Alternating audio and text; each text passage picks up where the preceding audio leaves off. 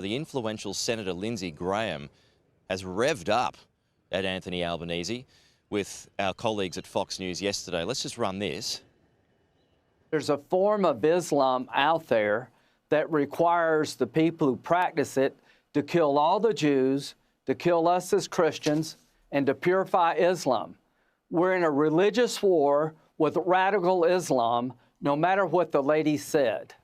Gun control is not the answer in fighting ISIS. That doesn't get you anything but dead.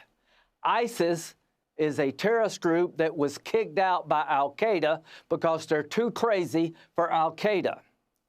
The Prime Minister of Israel called the Prime Minister of Australia and said, if you recognize a Palestinian state after October 7th, you will be giving credibility to the idea that killing Jews is a good thing because you get rewarded. And Bibi told the Prime Minister, if you recognize a Palestinian state after October the 7th, then you're going to put the Jews of Australia in harm's way, and he did it anyway.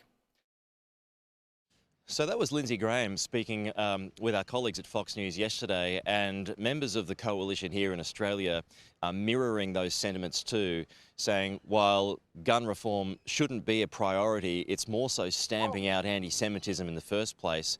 And there, of course, had been that strident criticism from the former Prime Minister and former Prime Minister John Howard as well that we aired in great detail yesterday. Let's stay in the United States, though, and go Annelise Nielsen. As I said to you a couple of days ago, Annelise, after the tragic events here on Sunday night, there's been strong reaction from the United States as well. We just saw part of it there.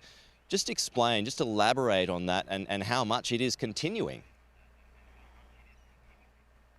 Look, Americans have their eyes on this. The world is watching how Australia is responding because this is completely out of character for Australia. And look, I know where Australians are coming from. We are a country that is proud of gun control. It is fundamentally, culturally different between the United States and Australia, the approach to gun control. The bewilderment from America is why that's the only side of the equation that we are hearing the Australian government addressing in the wake of this. The questions I've been asked over the last few days are, where did this rise in anti-Semitism come from? How long has this been going on?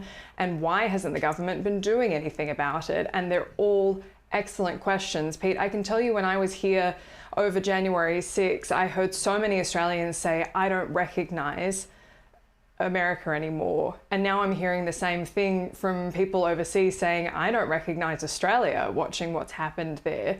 And I think a lot of that's come down to the statements that Anthony Albanese's made in the wake of this massacre of Jewish Australians on Bondi Beach, that a lot of the statements have been more reminiscent of the kind of thing you'd hear after a natural disaster.